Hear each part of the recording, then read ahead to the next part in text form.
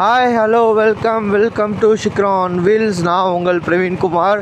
இன்றைக்கி எதை பற்றி பார்க்க போகிறோம் அப்படின்னு பார்த்தீங்கன்னா, கோயம்புத்தூரில் இருக்கிற லார்ஜஸ்ட்டு பாலம் அது இப்போ வந்து கட்டிக்கிட்டு இருக்காங்க. தமிழ்நாட்டில் இதுதான் பெரிய பாலம், 10.1 கிலோமீட்டர் அப்படின்னு சொல்லி கூகுள் சொல்லுது. ஸோ தமிழ்நாட்டில் இதுதான் பெரிய பாலம். சவுத் இந்தியாவில் வந்து ஆலப்புழாவில் வந்து ஒரு பாலம் இருக்குதுங்க. ஸோ அது வந்து 12.5 கிலோமீட்டர்ஸில் வந்து இருக்குது.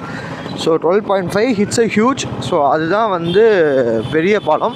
ஸோ அதை கம்பேர் பண்ண போகும்போது இது வந்து அதை விட ஒரு 2.5 கிலோமீட்டரோ இல்லை 2.4 கிலோமீட்டரோ கம்மி நம்ம வந்து இன்றைக்கி பார்க்க போகிறோம். கிட்டத்தட்ட எனக்கு தெரிஞ்சு 4 இயர்ஸ்க்கு மேலே, இதோட 4 to 5 இயர்ஸ்க்கு மேலே வந்து இதோட வேலை நடந்துக்கிட்டே இருக்குது. ஸோ அந்த பாலத்தை தான் நம்ம இப்போது வந்து இன்றைக்கி ப்ளாகாக பார்க்குறோம். ஆரம்பம் ஸ்டேஜ்லேருந்து இப்போ இருக்கிற ஸ்டேஜ் வரைக்கும் இதை பாலத்தை நான் டெய்லியும் பார்த்துட்டேன். ஸோ இப்போ ஆல்மோஸ்ட் டன். ஒரு இன்னும் ஒன் இயரில் இது ரெடி ஆயிரும் நம்ம நம்பலாம். இடம்லாம் வந்து ரொம்ப நின்று போகிற மாதிரி இருக்கும். இதுதான் அந்த பாலம். ஸோ இந்த பாலத்துக்கு வந்து அதனால தான் கட்டினாங்க. ஏன்னா ரொம்ப டிராஃபிக், ரொம்ப வண்டிகள், ரொம்ப இப்போ லக்ஷ்மி மில்ஸும் சரி, அதுக்கு முன்னாடி இருக்கிற ஸ்டாப்பும் சரி, ரெடிசன் ப்ளூ இருக்கிற ஸ்டாப்பும் சரி, இது ரொம்ப டிராஃபிக்காக இருக்கும். நின்று போகிற மாதிரி இருக்கும். இப்போ நம்ம அண்ணா சாலையில் இருக்கோம். அங்கே வந்து முஃபாசா, இது வந்து அண்ணா சாலை சிக்னல். ஸோ இங்கே அதுவும் இல்லாமல் பயங்கர வெயில், இங்கே டிராஃபிக் ரொம்ப ஹியூஜாக இருக்கிறனால இந்த பாலத்தை வந்து ரெடி பண்ணலான்னு சொல்லி பார்த்தீங்கன்னா 2019 இதுக்கான வேலைகளை வந்து மெல்லமாக ஆரம்பித்தாங்க. பட் கொரோனானால நடுவில் 1 இயர் யாருமே இந்த வேலைக்கு இறங்கலை. 2021 இது ரெடி பண்ண ஆரம்பித்தாங்கன்னு நான் நினைக்கிறேன். 2021 ஆர் 2020 அந்த காலகட்டத்தில் ஆரம்பித்தாங்க. ஆல்மோஸ்ட் இப்போ ஒரு 4.5 இயர்ஸ்க்கு மேலே ஆயிடுச்சு.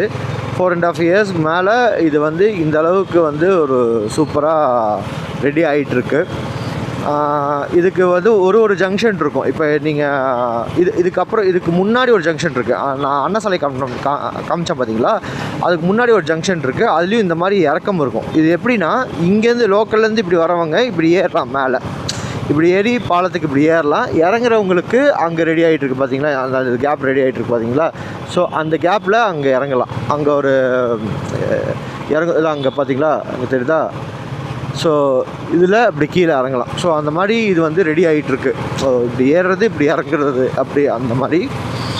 ஸோ நம்ம பெருமையாக சொல்லிக்கலாம், கோயம்புத்தூரில் தான் தமிழ்நாட்டிலே வச்சு முதல் பாலம், பெரிய பாலம், கிட்டத்தட்ட 10.10 நினைக்கிறேன், 10.10 கிலோமீட்டர்ஸ். ஸோ இதுதான் இருக்கிறதுலே ஹியூஜ்.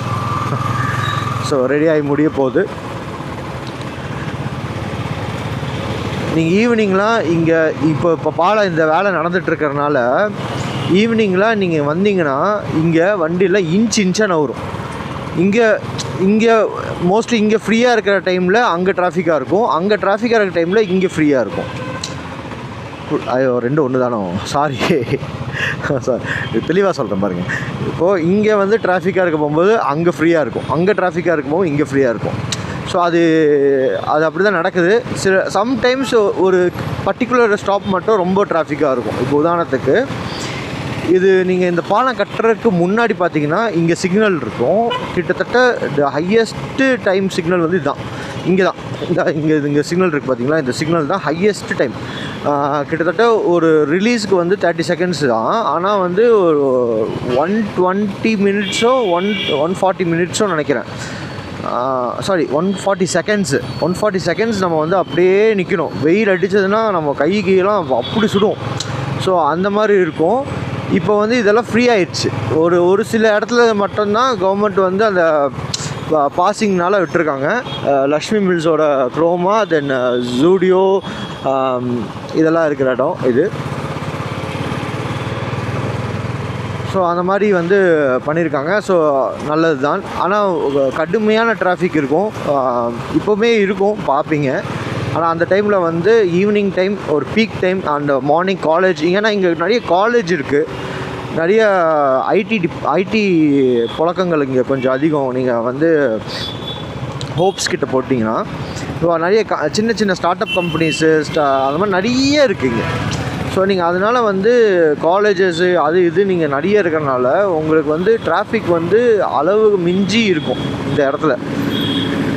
அதனால் இந்த பாலம் ஒரு அதுக்கான எதை சொல்ல போகுதுங்கிறது நம்ம இந்த பாலம் கட்டினதுக்கப்புறம் அதுக்கு இந்த பாலத்துக்கு மேலே ஒரு ரைடு போய் நம்ம பார்த்துடலாம்.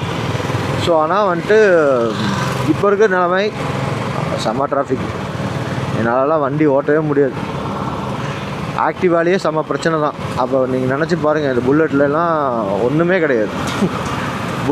புல்லட்டில் வீஸ்டாம்லாம் ஓட்ட போகும்போது ஆண்டவான் இருக்கும்.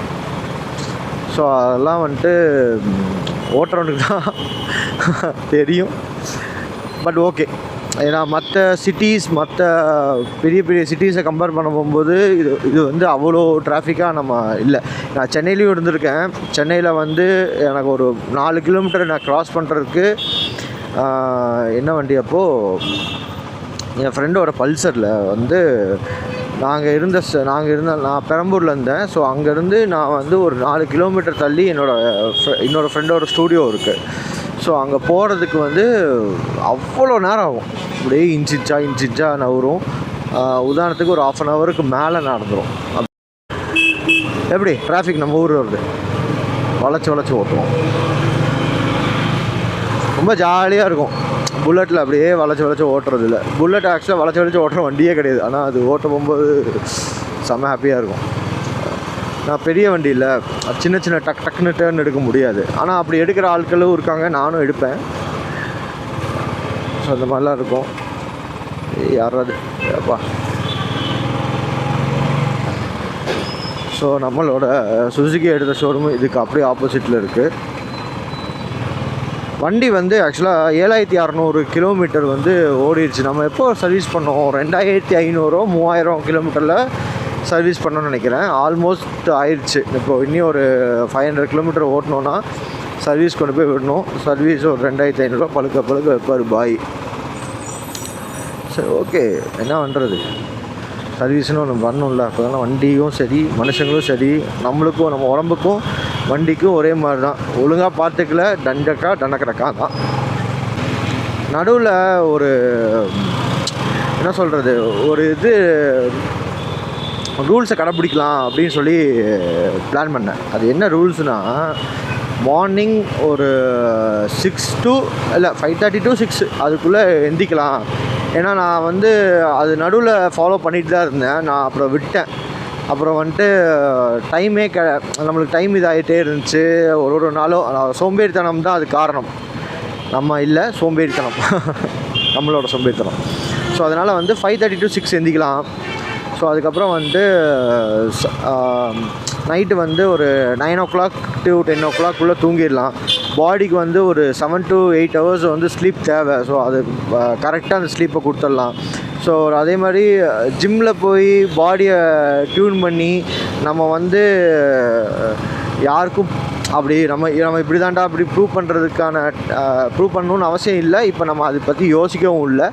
ஆனால் நம்ம வந்து நம்ம உடம்ப கரெக்டாக வச்சுக்கணும் அப்படின்னு நமக்கு தோணுச்சு.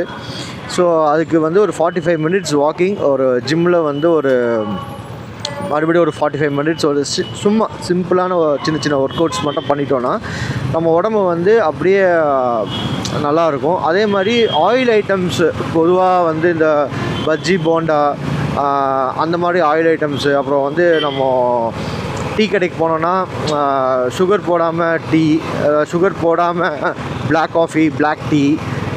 இப்போ நான் கிட்டத்தட்ட 2 yearsஆக சுகர் போடாமல் தான் பிளாக் காஃபி குடிச்சிட்ருக்கேன். நிறைய பேர் கேட்பாங்க, எப்படி குடிக்கிறீங்க, கரும கசக்காதா அப்படின்னு. எனக்கு ஆக்சுவலாக வந்து சுகர் போட்டு தான் ஃபஸ்ட்டு பிளாக் காஃபி குடிச்சிட்டு இருந்தேன். ஒரு 2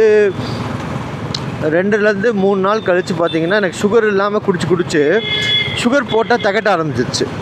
ஸோ அது நல்ல ஒரு சைன் தான். ஸோ அதனால் வந்து அதுக்கப்புறம் வந்து நான் பிளாக் காஃபிஸ் குடிக்க போகும்போது சுகர் போடாமல் தான் குடிச்சிட்டு இருந்தேன். யாரும் நிறைய பேர் வந்து இப்போது ஸ்வீட்ஸ் இதெல்லாம் சாப்பிடுங்க, சாப்பிட வேணான்னு இல்லை, எப்போவாச்சு அப்படி சாப்பிடுங்க. ஏன்னா சுகர்ஸ் வந்து அவ்வளோ கெடுதல். ஸோ எல்லாருமே சொல்லிகிட்ருக்காங்க, இது நம்மளுக்கும் தெரியும். ஸோ அதனால் நம்மளும் சொல்கிறோம், வச்சுக்கோங்க மைண்டில். அதான் வேலைகள் நடந்துகிட்ருக்கு.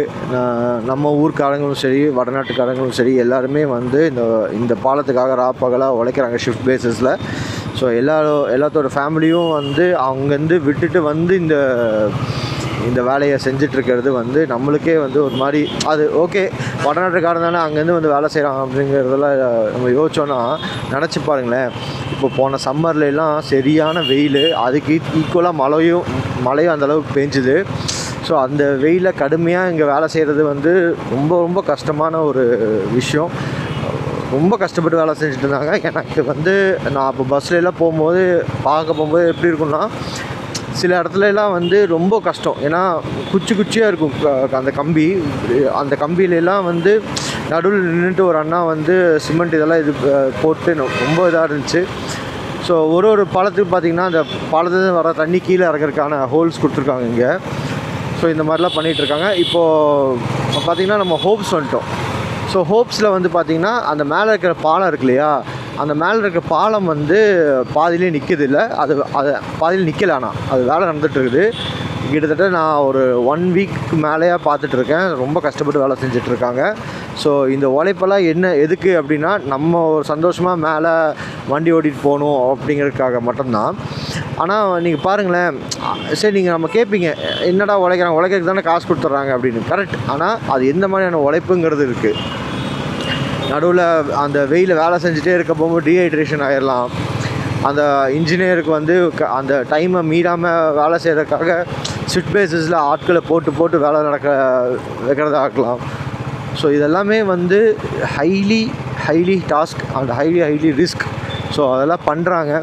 கொஞ்சம் அங்கங்கே கால் ஸ்லிப்பானால் கீழே விட்றதுக்கு வாய்ப்பு இருக்குது. ஸோ எல்லாத்தையும் வச்சு ரொம்ப கேர்ஃபுல்லாக அவங்க வேலையை வந்து பார்த்துட்ருக்காங்க. ஸோ எல்லாருமே வந்து சேஃபாக வேலை செஞ்சுட்டு சேஃபாக அவங்க வீட்டை திரும்பணும் அப்படிங்கிறதுக்கு நம்ம ப்ரே பண்ணிக்கலாம்.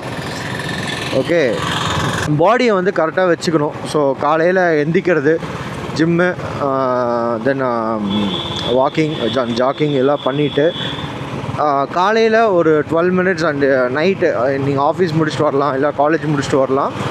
வந்ததுக்கப்புறம் ஒரு 10 மினிட்ஸ் வந்து ஒரு ரிஃப்ரெஷிங்காக ஒரு பாத் எடுத்துக்கிட்டிங்கன்னா அது உடம்ப ரொம்ப கண்ட்ரோலாக வச்சுக்கும். முடிஞ்ச அளவுக்கு ஆயில் ஃபுட்ஸ் எல்லாம் அவாய்ட் பண்ணுங்கள். ஸ்டீம் ஃபுட்ஸ் சாப்பிடுங்க, நல்லது, தப்பு இல்லை. ஸோ அதே மாதிரி இந்த கோக்கு இந்த மாதிரியான விஷயங்கள்லாம் எடுத்துக்காதீங்க. ஸ்வீட்ஸ் முழுக்க வந்து இந்த ஃப்ரூட்ஸ்லேருந்து வர்றது, இந்த வெஜிடபிள்ஸ்லேருந்து சில வெஜிடபிள்ஸ் கொஞ்சம் இனிப்பாக தோற்பாரெலாம் இருக்கும்ல, ஸோ அந்த மாதிரி சாப்பிடுங்க, அது தப்பு இல்லை. என்றைக்காச்சும் ஒரு நாள் இந்த பிரியாணி சொல்லுவேன் உங்களுக்கு, நம்ம பிரியாணி சாப்பிட்றோம்ல, பிரியாணி தான் இருக்கிறதுலே வச்சு ரொம்ப கெடுதலான ஒரு ஃபுட்டுங்கிற மாதிரி நடுவில் ஒரு டாக்ஸ் இருக்கலாம். ஆனால் அது நீங்கள் வந்து பிரியாணி சாப்பிட்ணும் ஆசைப்பட்டீங்கன்னா மாதத்துக்கு ஒரு வாட்டி சாப்பிடுங்க, தப்பு இல்லை வாரத்துக்கு ஒரு வாட்டி சாப்பிடுங்க. ஆனால் நீங்கள் எவ்வளோ சாப்பிட்றீங்களோ அந்தளவுக்கு ஒர்க் அவுட் பண்ணுங்கள். ஏன்னா என் ஒய்ஃப் எனக்கு லைஃப்பில் வந்தால் செம்மையாக குக் பண்ணுவாள். நல்லா சாப்பிடுவேன், நல்லா தூங்குவேன். அது ஒரு பெரிய நிம்மதியை கொடுக்கும். நல்ல ஒரு டேஸ்டான உணவு சாப்பிட்டுட்டு நம்ம போய் பெட்டில் படுத்து தூங்க போகும்போது அது ஒரு அட்டகாசமான ஒரு உணர்வை கொடுக்கும். என் வீட்டில் ஒரு 4 டாக்ஸ் இருக்குது, சாச்சா, சார்லி, ஈவா, பிஜிலி அப்படின்னு சொல்லிட்டு. ஸோ என் ஒய்ஃப் வந்து ஒரு பெட் சேனல் ஒன்று வச்சுருக்காங்க. ஸோ அதில் வந்து அடுத்தடுத்த லாங் வீடியோ போடணுன்னு எனக்கும் ஆசையாக இருக்குது. அதில் ஏன்னா இப்போ வரைக்கும் ஷார்ட்ஸ் தான் வந்து போட்டுக்கிட்டே இருக்கோம். ஸோ பெரிய வீடியோ போடணும். ஸோ நம்ம KMCH ஹாஸ்பிட்டல்கிட்ட வந்துட்டோம். ஸோ அந்த ஹாஸ்பிட்டல்கிட்ட இப்போது நீங்கள் பார்த்துருப்பீங்க, நீங்கள் ஆல்மோஸ்ட் நான் வந்து அங்கேருந்து இப்போது நான் அந்த பாலம் வந்து நான் நடுவிலேருந்து ஆரம்பித்தனால ஒரு 1 கிலோமீட்டர் மிஸ் பண்ணிட்டேன்னு வச்சுக்கோங்களேன். இப்போ ஆல்மோஸ்ட் 9 கிலோமீட்டர்ஸ் கிட்டத்தட்ட வந்துடுச்சு. இப்போ இனி ஒரு 1 கிலோமீட்டர் மட்டும்தான் இருக்குது நினைக்கிறேன். ஏன்னா எனக்கு தெரியும்ல முடிகிற இடம். ஸோ KMCH ஹாஸ்பிட்டல் தாண்டிட்டோம். ஸோ நீலாம்பூர்கிட்ட இருக்கோம். அவ்வளோதான். ஸோ பாலத்தோட முடிவு வரப்போகுது.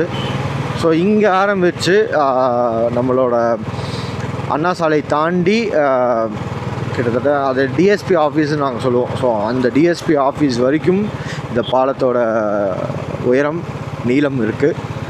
ஸோ ஸோ ஓப்பன் பண்ணோடனே ஃபஸ்ட்டு வேலையாக இந்த பாலத்தில் ஏறி இந்த பாலம் எப்படி இருக்குது அப்படின்னு சொல்லிட்டு ஒரு vlog போடுறது தான் என்னோடய வேலை. ஸோ நம்ம தாண்டி வந்துட்டோம். வீடியோ பார்த்துட்டு இருந்த அனைத்து நல்ல உள்ளங்களுக்கும் என்னோடய நன்றி தெரிவிச்சுக்கிறேன். ஏன்னா நீங்கள் இல்லாமல் நம்மளோட சிக்ரா ஆன் வீல்ஸ் இவ்வளோ தூரம் வந்திருக்க வாய்ப்பே கிடையாது. ஸோ இவ்வளோ சப்ஸ்கிரைபர்ஸ் வர்றதுக்கு வாய்ப்பே இல்லை. இப்போ போடுற எல்லா வீடியோவுமே வந்து நீங்கள் நல்ல ஒரு ஆதரவு கொடுக்குறீங்க, நல்லா போய்கிட்டு இருக்கு. So thank you for that. And எனக்கு ஹாப்பியாக இருக்கேன். இந்த ஹாப்பிக்கு எல்லாத்துக்கும் காரணம் மக்களான நீங்கள் மட்டும்தான்.